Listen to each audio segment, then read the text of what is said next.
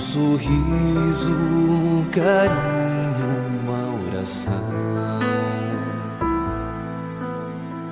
Gotas de luz rompendo a escuridão. Sementes da paz germinando em cada coração. Com paciência e ação. Esforço a mais, um gesto de paz, numa corrente de amor que não se desfaz. Vamos construindo, construindo a paz. Com coragem pra mudar, humildade pra espalhar a palavra de Jesus.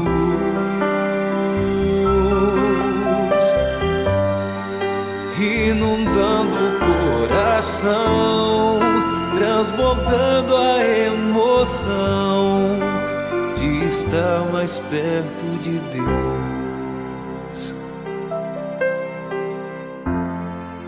Com coragem vamos alcançar a paz, construindo a paz, a paz.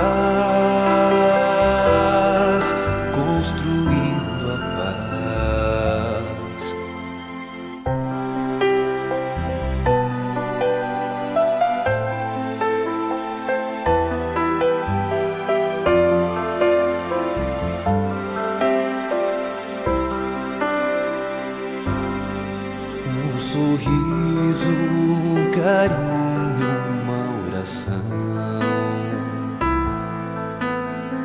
Gotas de luz rompendo a escuridão.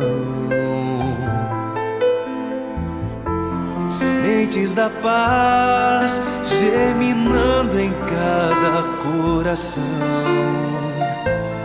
Com paciência e ação. Esforço a mais, um gesto de paz, numa corrente de amor que não se desfaz. Vamos construindo, construindo a paz.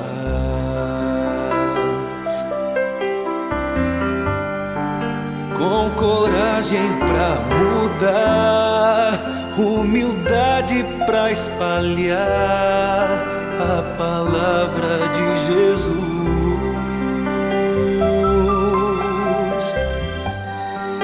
Inundando o coração, transbordando a emoção de estar mais perto de Deus. Com coragem vamos alcançar a paz, construindo a paz, a paz.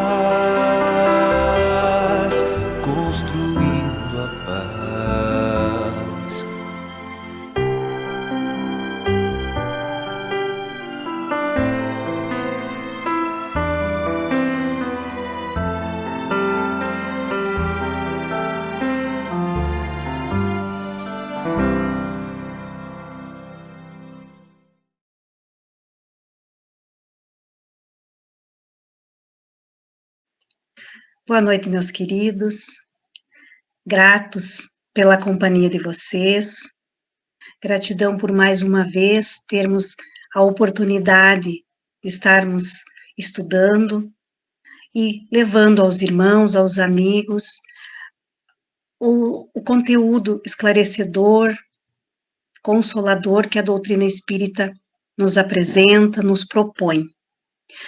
Para o trabalho dessa noite, que nós vamos estudar hoje o capítulo 12 do Evangelho segundo o Espiritismo, Amai os vossos inimigos. E para o trabalho de hoje, então, nós contamos com a Bruna na técnica, com a Lide e com o Sandro. Lide, deixa o teu boa noite inicial. Boa noite, colegas, boa noite, pessoal que está nos assistindo. Que alegria estar aqui de novo. É o coração cheio de gratidão que eu venho aqui mais uma vez entrar nos lares, conversar com vocês, que a doutrina espírita traga o consolo e a paz que ela traz para o meu coração também. Um bom estudo a todos. Sandro, deixa o teu boa noite. Boa noite, queridas colegas. Retornando aí depois de uma semana fora desse trabalho, muito feliz por poder estar de novo no trabalho, no estudo também, e feliz por poder de novo estar aqui participando, e como diz a Lídia, entrando na casa das pessoas, tentando levar algo que nos faça melhores, né, e que com certeza está nos fazendo melhores. Apesar de que quando nós paramos e pensamos com honestidade, a gente vê como a gente progride pouco comparado com aquilo que a gente aprende. Né? A gente estuda, assimila várias informações e como é difícil executar essas informações. E esse capítulo de hoje eu diria que é o mais difícil de todos. Amar os inimigos. Então vamos discorrer sobre isso, vamos tentar nos solidarizar uns com os outros, né? Nessa importante caminhada que é amar, né? E mais importante ainda, amar os nossos inimigos, né? É uma coisa quase sobre-humana para o nosso nível evolutivo que nós estamos, mas está aí com a mensagem de Jesus, deixando que isso é possível, né? E além de possível, é o que se espera de nós, né? Para que cheguemos a ser modelados como Jesus se propôs, né? Então, que nós tenhamos uma boa noite e consigamos despertar essa vontade de amar, né? Mesmo sabendo da dificuldade em que nos encontramos hoje, pelo nosso nível espiritual, de fazê-lo, né? Mas que Jesus nos abençoe nesse trabalho e nos torne úteis. Obrigado, meus queridos. É bem como diz o Sandro, no início do nosso estudo do domingo, até a gente brincou, que se a gente já achava o capítulo anterior difícil, que era amar os amigos, né, amar o próximo, agora esse vai exigir um pouquinho mais, né, então, vamos ver então o que a doutrina espírita nos apresenta com relação a esse ensinamento de Jesus, amai os vossos inimigos. Lá em Lucas, capítulo 6, versículos 32 a 36, diz o seguinte: Se somente amardes os que vos amam, que recompensa tereis? Uma vez que as pessoas de má vida também amam os que as amam? Se somente fizerdes o bem aos que vô-lo fazem, que recompensa tereis? Já que as pessoas de má vida fazem a mesma coisa? Se só emprestardes àqueles de quem possais esperar o mesmo favor, que recompensa tereis, visto que as pessoas de má vida se entreajudam dessa maneira para obter a mesma vantagem? Mas, quanto a vós, amai os vossos inimigos, fazei o bem a todos e emprestai sem esperar alguma coisa. Então, muito grande será a vossa recompensa e sereis filhos do Altíssimo, que é bom para com os ingratos e até para com os maus. Sede, pois, cheios de misericórdia, como cheio de misericórdia é o vosso Deus. Essas são, então, as palavras do Cristo, né, por Lucas. E o que nos propõe, então, a doutrina espírita, nesse primeiro capítulo? Amai os vossos inimigos. Se tomamos por princípio da caridade o amor ao próximo, então o amar os inimigos é o maior e a mais sublime aplicação desse princípio. Porque para nós conseguirmos essa virtude, nós temos que vencer batalhas e obter frequentes vitórias sobre o egoísmo e o orgulho. E como nós sempre falamos aqui nos nossos estudos, que o orgulho, o egoísmo, são as duas principais chagas que ainda entravam o nosso progresso. Essas duas chagas nos impedem para que avancemos na nossa caminhada evolutiva, que avancemos moral e espiritualmente. Acontece que, geralmente, nós não entendemos o sentido das palavras de Jesus.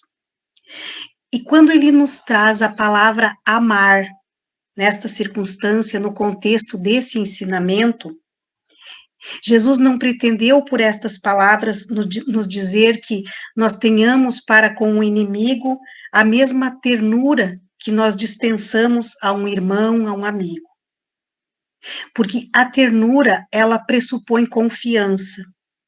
E ninguém pode confiar sabendo que a outra pessoa lhe deseja o mal. Ninguém pode ter atitudes de amizade por alguém que possa vir a abusar dessas atitudes, dessas ações. Não se pode ter simpatia verdadeira por aqueles que não têm as mesmas ideias. Ninguém pode sentir-se bem em estar perto de um inimigo.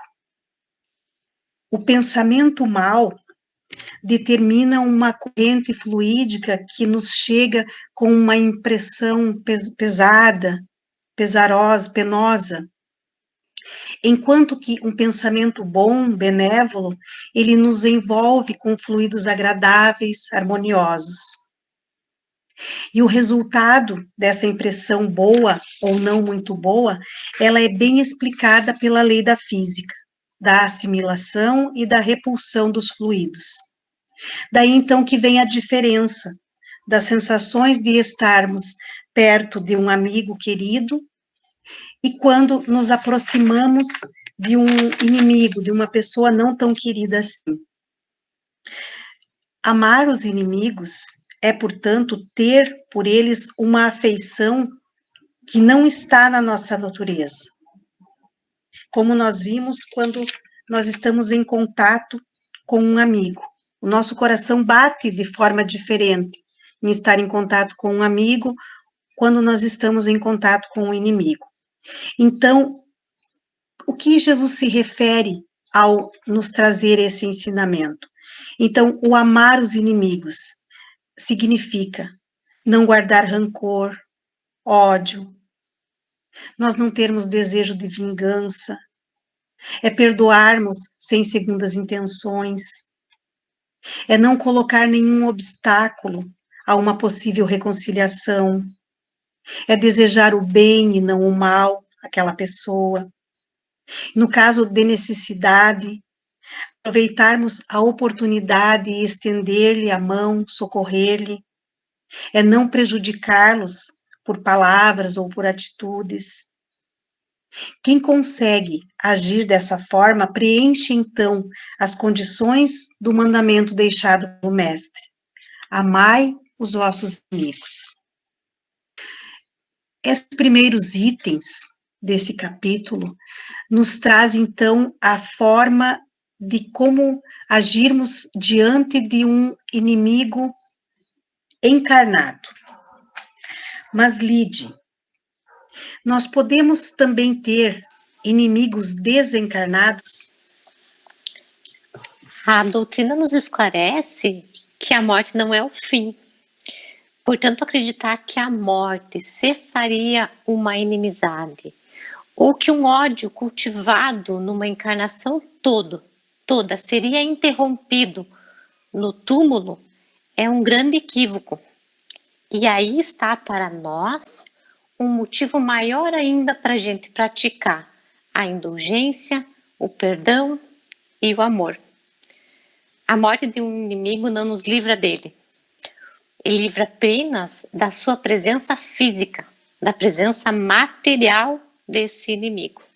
Pois estando ele desencarnado, ele pode continuar nos perseguindo e transmitindo o mesmo ódio que teria por nós quando encarnado.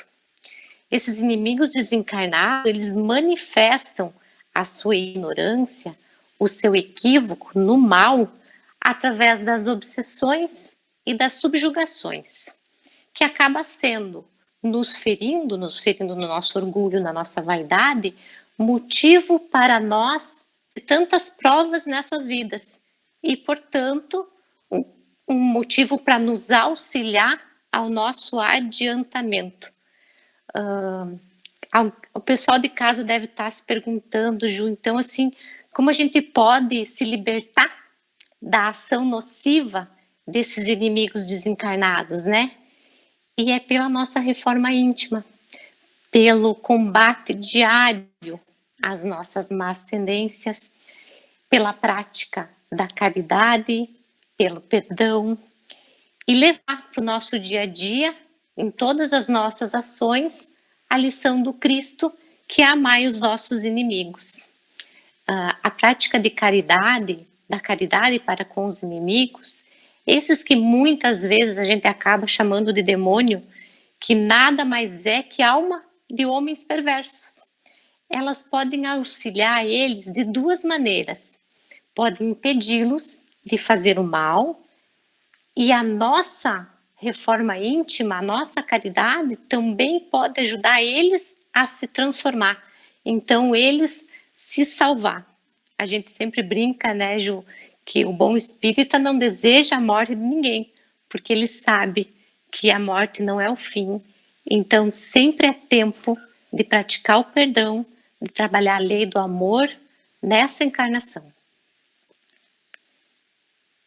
Nós falávamos no domingo, né, que ter um inimigo desencarnado é até pior na nossa defesa do que um inimigo encarnado.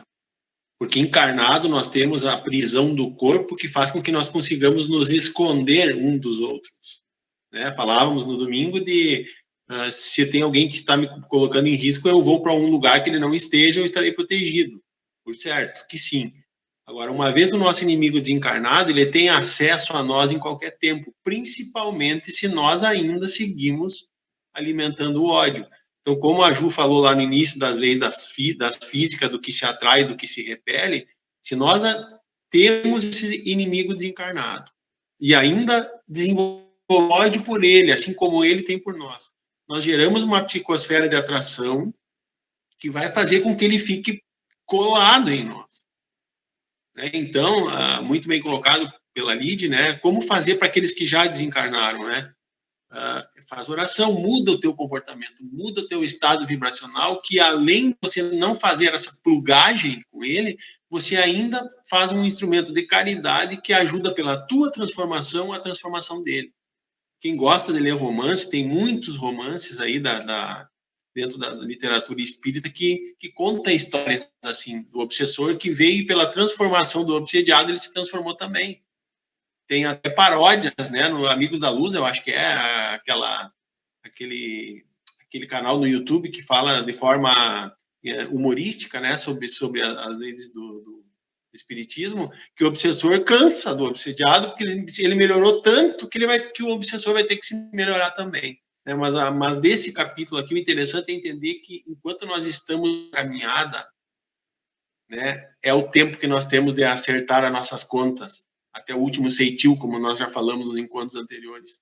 Vai ser muito mais fácil nós desenvolvermos o amor imediato para aquele que está encarnado, que seja, e para aquele que já está desencarnado e foi motivo das nossas aflições, que seja também pela transformação das nossas atitudes. Né?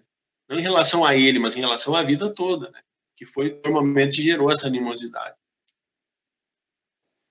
E também levarmos em conta que quando a gente pensa, fala em inimigo, é só nós sermos as vítimas, né? Só veio de lá. Eu não fiz nada para que esse inimigo, encarnado ou desencarnado, né, tivesse alguma coisa contra mim. E, na verdade, não existem vítimas, né? Então, o único modo de se mudar é a nossa mudança de hábito, de comportamento, né, mudarmos as nossas más tendências, né, trocá-las por virtudes, por valores. E, Ju, e a capacidade de entender qual é a nossa responsabilidade nessa relação de ódio, de inimizade, é proporcional à nossa humildade. Se nós fizermos essa análise e achar que nós não temos responsabilidade nenhuma nessa relação de ódio, nós estamos incorrendo numa das maiores chagas, que é o orgulho. Por certo, não existe relação danosa unilateral. Se nós temos inimigo, nós também provocamos, talvez por algo que nós não consideremos importante, mas a outra pessoa considerou. É como a palavra, depois que ela sai da nossa boca, ela não nos pertence mais. Mesma coisa as nossas ações. Então, se nós não conseguimos identificar a nossa responsabilidade, nós temos que melhorar o crivo da análise, porque por certo nós temos responsabilidade. A humildade que vai fazer com que nós enxerguemos mais responsabilidades ou menos. Obrigada, meus queridos. Sandro, dando sequência, então, ao que nos traz a doutrina espírita. Se alguém vos bater na face direita, apresentai-lhe também a outra. Como a doutrina espírita nos auxilia no entendimento desse ensino de Jesus? Na verdade, essa passagem ela é mais abrangente ainda, né? Além de oferecer a outra face, que Jesus fala isso quando ele bota em análise a pena de talhão, olho por olho, dente por dente. Né? Ele diz, não, eu lhe digo diferente. Se alguém lhe bater à esquerda, ofereça a direita. E mais, se alguém quiser te tomar a vossa túnica, dei para ele também a capa. Se alguém quiser te atentar e fazer com que percorra milhas, anda 2.000 milhas com eles. Ou seja, dá sempre mais, né? Dá sempre mais do que aquilo que lhe é pedido. Então, o que quer dizer esse dai a face esquerda se alguém lhe bateu na direita? Ou dai a outra face, né? É atentar contra aquilo que nós chamamos de ponto de honra.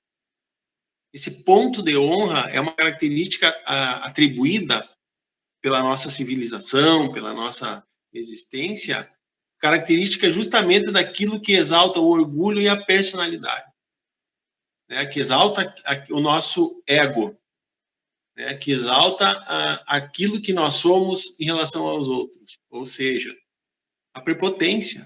Nós nos achamos prepotentes, muitas vezes melhores do que os outros, já falamos aqui, então não nos dignamos a sermos atacados ou ofendidos. Julgamos o suprassumo do amor no mundo, já perdendo um sentimento importante, que é o sentimento da humildade e a exaltação do orgulho. E Jesus vem e diz, então, né?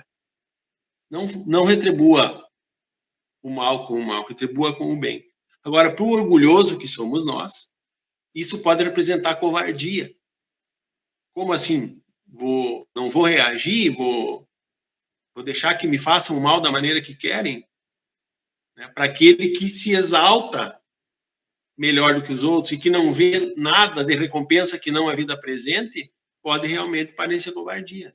Porque não entende que é muito mais corajoso aquele que não se vinga do que o que se vinga. É muito mais corajoso o que sabe receber um insulto do que aquele que faz o insulto. Né? Mas como é que a gente precisa entender para que isso não nos faça mal?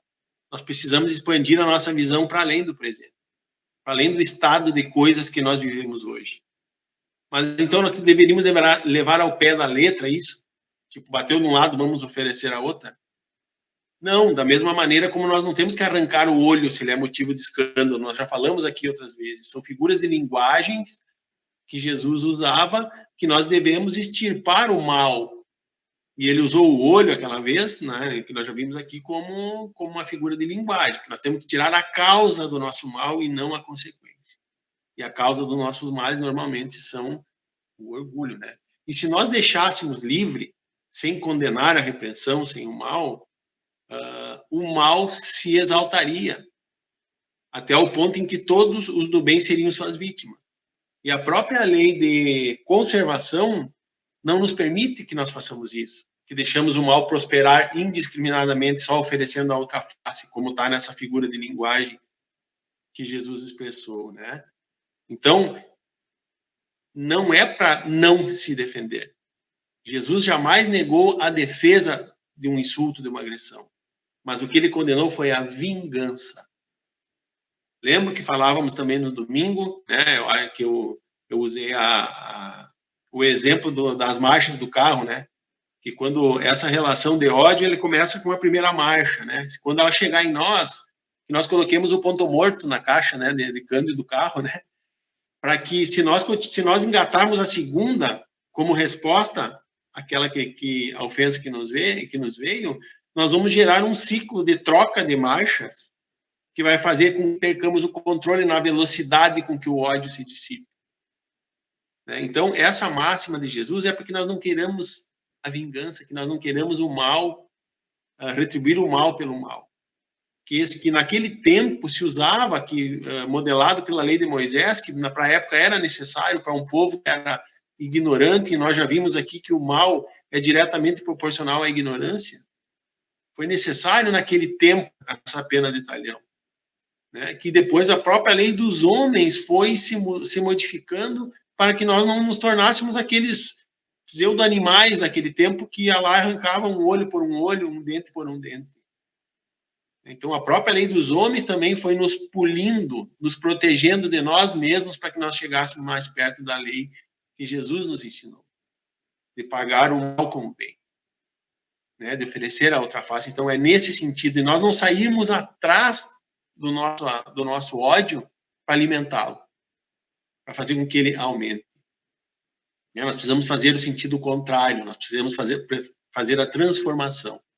E só a fé na vida futura, na justiça divina, que não escapa a nada, mas lembrando aqui que não é torcer para que Deus castigue o motivo do nosso ódio ou da nossa inimizade, mas que Deus ensine.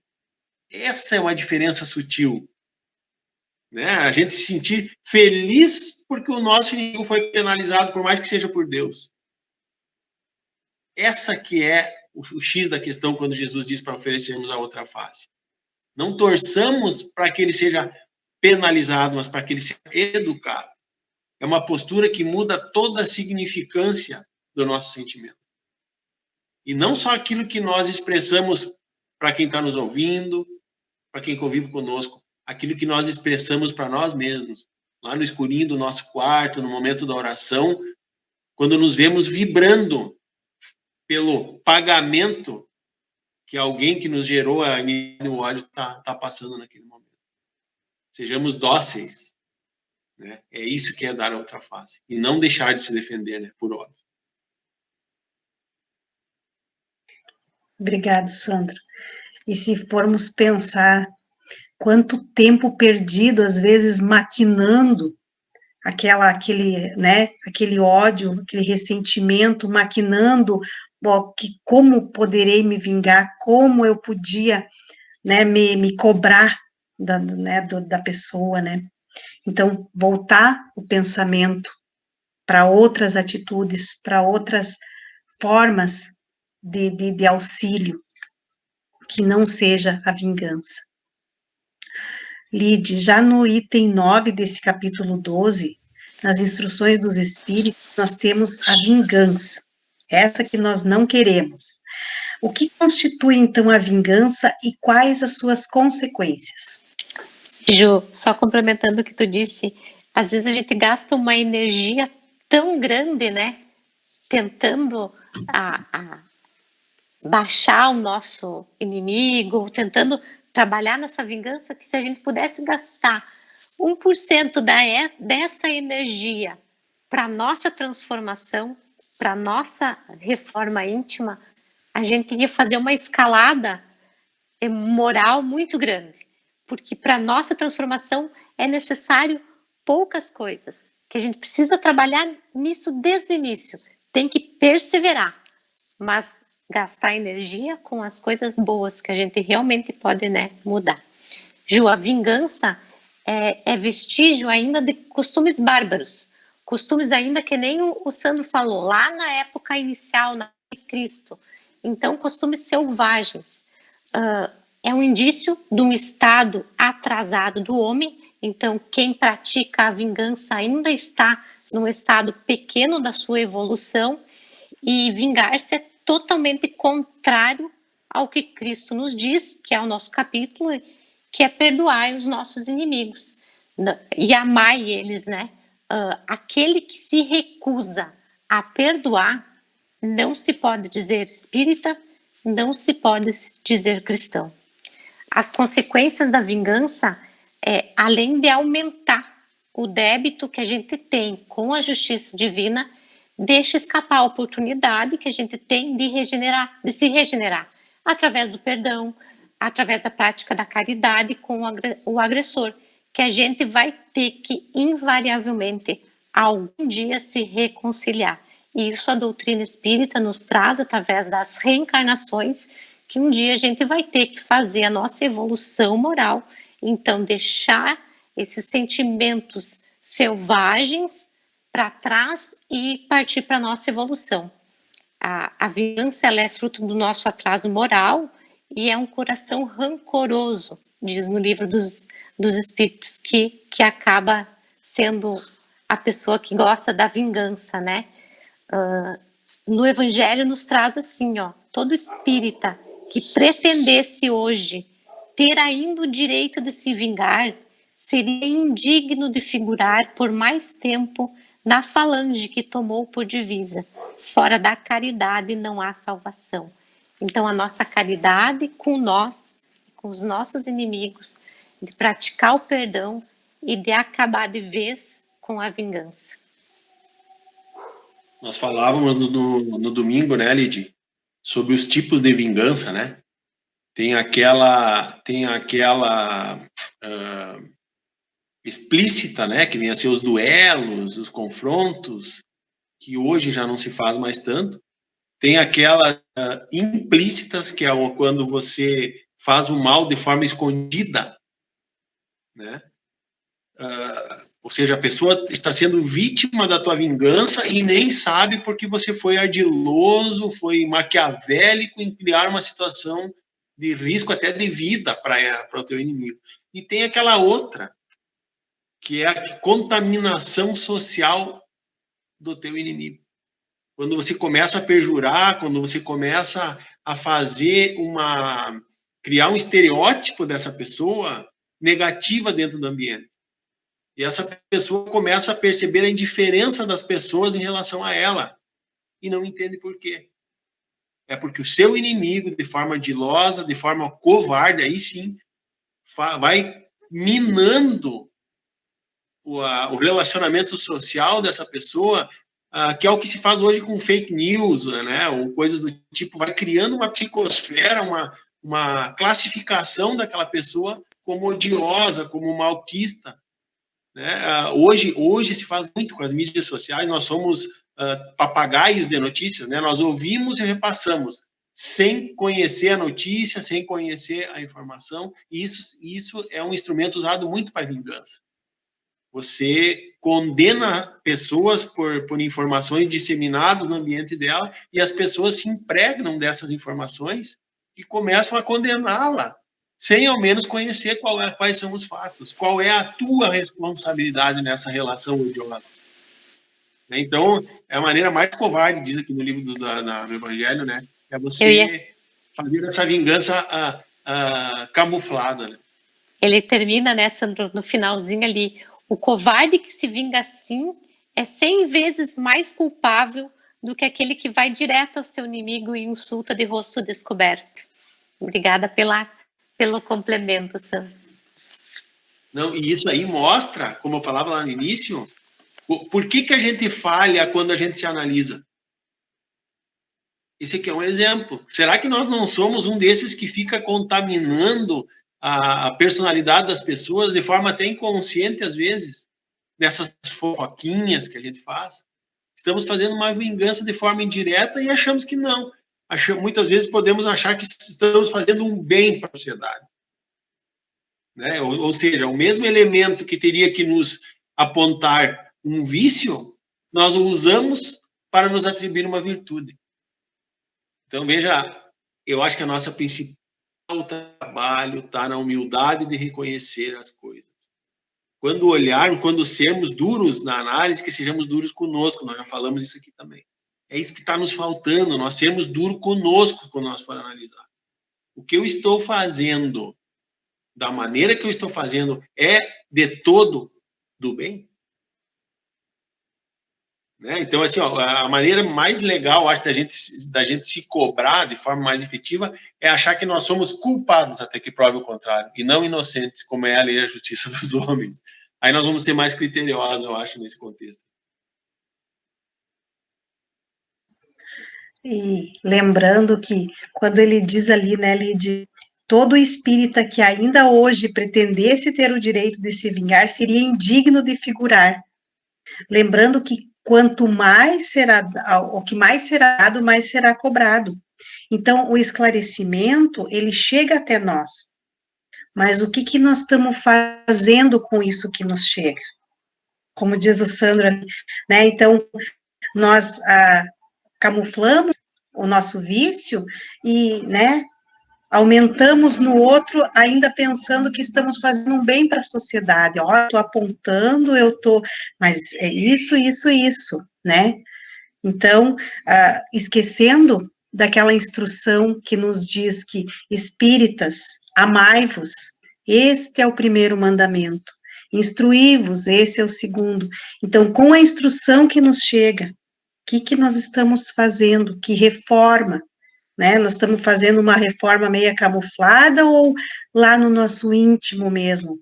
Começando a perceber isso que não está certo, que a nossa consciência lá, como disse o Sandro, lá no nosso momento de prece, no nosso momento de serenar o coração e o pensamento, está apontando o que não está de acordo com o que nós estamos estudando. Sandro, o ódio, ele viola a lei de amor proposta por Jesus?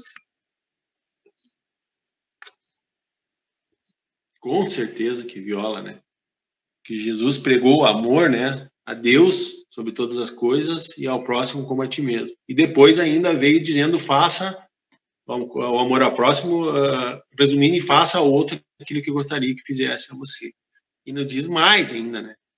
Que amar aqueles que nos causam indiferença e ódios é o maior mérito, que é todo o estudo de hoje, foi tudo que nós falamos até agora.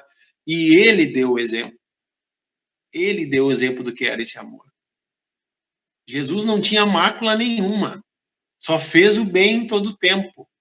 Foi condenado porque se julgava rei dos judeus, quer dizer, era o rei da terra, né? Ele era o governador espiritual da terra.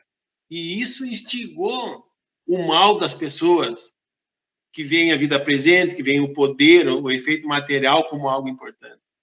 Foi por isso que ele foi levado lá e foi preterido a Barrabás. Ou seja, hoje nós fazendo essa análise, mesmo com esse materialismo que nós temos, é uma comparação inconcebível quase, comparar Jesus com Barrabás. E foi preferido Barrabás. E ainda assim, Jesus foi todo amor. Foi todo amor. Né? Nós sabemos que ele poderia ter movido, com a força espiritual que ele tinha, ter movido mundos para que ele não sofresse aquele flagelo. Mas precisava que fosse assim. Um depoimento de humildade, de amor. Aquele foi o maior exemplo de amar aquele que estavam martirizando. Aqueles que colocaram o espinho na sua cabeça, que o crucificaram vivo. E ainda no fim ele pede perdão. E lá depois, ainda quando volta lá, quando ele se apresenta aos apóstolos já desencarnado, ainda diz, vai e pregar o evangelho. Ou seja, vai e prega o amor, isso é que vale a pena. Então, amor que nem o dele não tem. Né? E realmente, hoje, para nós, é penoso, como nós vimos lá no início, talvez a maior conquista seria conseguir amar aqueles que nos querem mal, assim como Jesus amou. Mas ele é o modelo. Então, se ele deixou essa modelagem, é porque é possível. É porque nós temos esse potencial dentro de nós de amar o nosso inimigo. Só que é penoso. Para isso, é importante que nós nos tornemos superiores. Porque se nós odiarmos aqueles que nos odeiam, o que de melhor nós temos do que eles? Estamos na mesma categoria. Se eu só posso ter ódio por aquele que me odeia, eu sou igual a ele. Exatamente igual. Nada melhor. Então, não sejamos assim. Sejamos como Jesus, que amou sempre. Oferecendo a outra face, mas da maneira como nós já falamos. né? Não deixando que o mal prospere livre, né? Já foi muito bem esclarecido, e que não endureçamos o nosso coração com esse irmão. Porque Fénelon nos diz, lá aqui no Evangelho segundo o Espiritismo, que quando se endurece o coração, em função de um ódio ou de uma inimizade, nós tornamos mais penosa a nossa prova. Então, não é ao nosso inimigo que nós estamos agredindo quando nós nos endurecemos, é a nós mesmos. Até porque a nossa responsabilidade no nosso processo evolutivo é em relação à nossa encarnação. Nós não conseguimos carregar o fardo do outro. Nós não conseguimos viver o projeto reencarnatório do outro. Nós podemos viver o nosso projeto reencarnatório. Nós podemos transformar o nosso sentimento. E nós temos a cartilha. Nós não estamos num mato escuro, sem picada, sem caminho, sem norte, sem bússola. Não, nós temos tudo na mão. Nós temos a bússola, nós temos a picada no mato, nós temos o caminho, é andar no caminho. Temos os subsídios para que esses galhos do caminho não nos arranhem, mas aí é aquilo que a gente fala, nós precisamos 1% do tempo que nós gastamos em dissimular, em fazer, em aviltar nossos vícios, e usar esse tempo para desenvolver aquilo que é o primeiro passo para a gente fazer essa caminhada, nessa picada, numa felicidade, que é a vontade. Nós precisamos da vontade. Então, quando nós tivermos a vontade, nós vamos modelar, de fato, em Jesus, e vamos ver que o ódio que geramos faz mal em nós. Né? Como aquela brasa, né? Se você pega uma brasa e tenta dar para alguém, e se alguém não pega, ela continua na tua mão, é na tua mão que ela vai queimar. E é isso que o ódio faz em nós. E quando nós nos elevarmos acima da vida presente, acima dos apegos materiais, nós vamos ver que tanto menos nós seremos magoados pelas coisas da terra, por essas relações que nós temos hoje.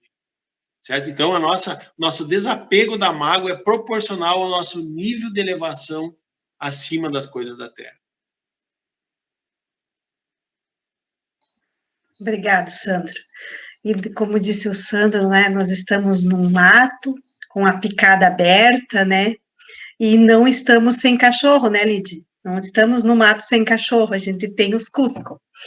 Então, que a gente possa aproveitar realmente todos esses ensinamentos, esse subsídio que a doutrina espírita nos oferece. Vem Jesus, nos traz o seu ensinamento, com palavras que possam ainda parecer meio figuradas, mas daí vem os benfeitores amigos e nos esclarecem, nos apontam, nos mostram um caminho mais fácil de ser percorrido, e nos trazem oportunidades que, se não nessa existência, numa próxima, mas nós teremos a oportunidade de reparação, a oportunidade de reconciliação. Mas o bom é que ela aconteça rápido, para que, mais adiante, novas etapas, né, novas propostas, nós possamos vencer com mais facilidade. Então, gratidão mais uma vez, meus queridos, pela oportunidade de estarmos estudando, de estarmos envolvidos com toda essa psicosfera amorosa e harmoniosa que a doutrina espírita nos oferece.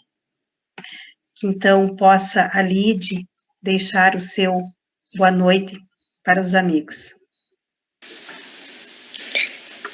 Boa noite a todos. Eu espero que a mensagem tenha chegado no coração de todos vocês, assim como chegou domingo no meu coração e chega hoje no meu coração de novo, porque a gente precisa muito ouvir o que a gente fala, que a gente entenda que todos somos filhos do mesmo Pai. Esse Deus maravilhoso, misericordioso, que ama a todos igualmente, que nos tratemos como verdadeiros irmãos. Acho que assim é o caminho. Um beijo a todos, uma boa semana, que Jesus seja nosso guia, que a gente siga esse modelo. Um abraço. Sandro. Então, né, como falamos no início, eu acho que o capítulo e a mensagem mais difícil de todas, né, esse amor ao inimigo, a doutrina espírita nos dá subsídios para entender e fazer diferente em relação a isso, né? Isso aqui agora é um depoimento pessoal, assim como ela nos dá referência, ela aumenta a nossa capacidade de autojulgamento também. Muitas vezes me pego entristecido, às vezes, por quão pouco a gente evolui com todo o conhecimento que se tem já pela doutrina espírita. E eu não falo de amar os inimigos, eu falo da relação dos amores. Eu falo da relação com o nosso filho, com a nossa companheira, com o nosso pai, com a nossa mãe. Né? Todo o conhecimento assimilado e quantas falhas ainda nesse processo. Natural, pelo nível que nós estamos. Mas o que eu queria dizer com isso? Que a informação nos apavora, às vezes, porque nos coloca no tamanho da nossa imperfeição. Nos coloca cientes do tamanho da nossa imperfeição. E muitas vezes ela quase desanima. Isso aqui é um depoimento pessoal, não está nada no Evangelho, né? Então, às vezes, quase nos desanima do quanto já sabemos e o que estamos fazendo com isso. Né? Mas, ao mesmo tempo, depois, como se caísse a ficha e dissesse assim, meu irmão, você está nessa vida justamente porque é imperfeito. Se não era aqui que você estaria. Então, a mesma mão que às vezes nos deprime, que nos faz sentir frágeis por não estar respondendo da forma que precisa ter, essa é a mesma mão que te levanta e te diz assim, você está no lugar certo. Você está numa condição que é comum a todos que estão nesse padrão vibratório, salvo aqueles que vieram numa encarnação de missão.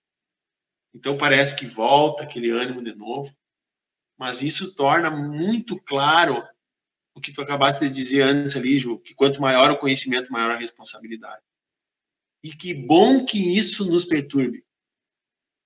Que bom que isso nos perturbe e até nos desanime às vezes. Porque aí mostra que nós temos muito que melhorar ainda. Então, essa mensagem de hoje, ela é forte, porque amar os inimigos, nós temos coisas antes a fazer. Né? Que é amar os nossos amores. Nós ainda falhamos no amor aos nossos amores.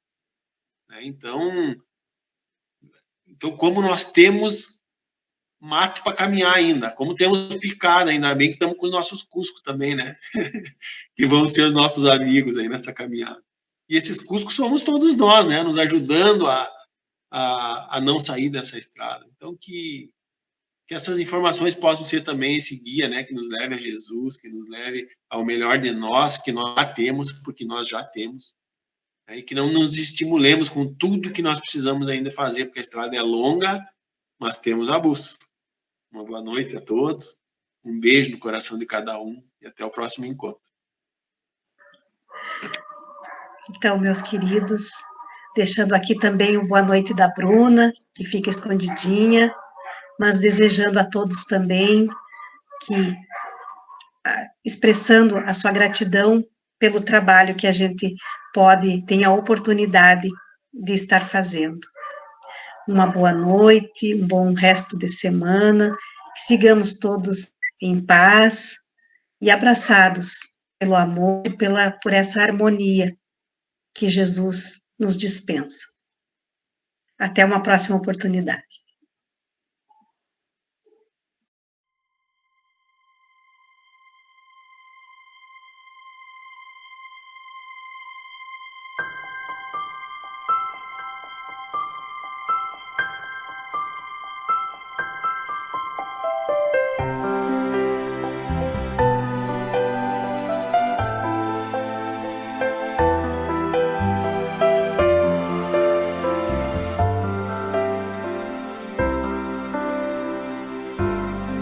Um sorriso, um carinho, uma oração, gotas de luz rompendo a escuridão, sementes da paz germinando em cada coração, paciência e ação.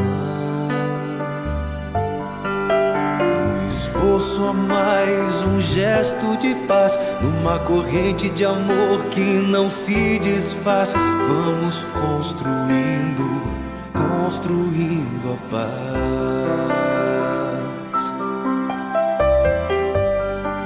Com coragem pra mudar, humildade pra espalhar a palavra de Jesus,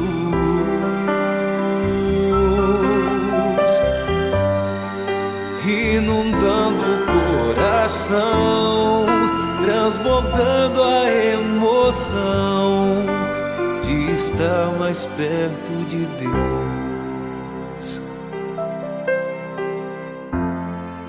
Com coragem vamos alcançar a paz, construindo a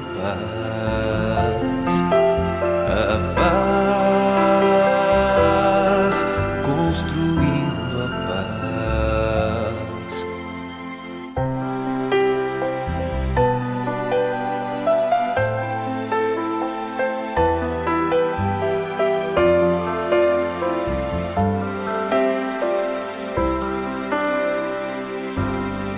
Um sorriso, um carinho, uma oração, gotas de luz rompendo a escuridão, sementes da paz germinando em cada coração. Com paciência e ação, esforço a mais, um gesto de paz, numa corrente de amor que não se desfaz. Vamos construindo, construindo a paz.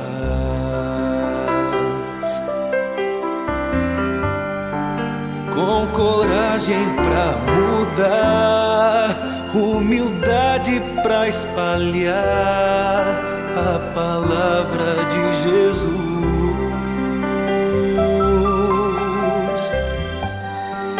inundando o coração, transbordando a emoção de estar mais perto de Deus.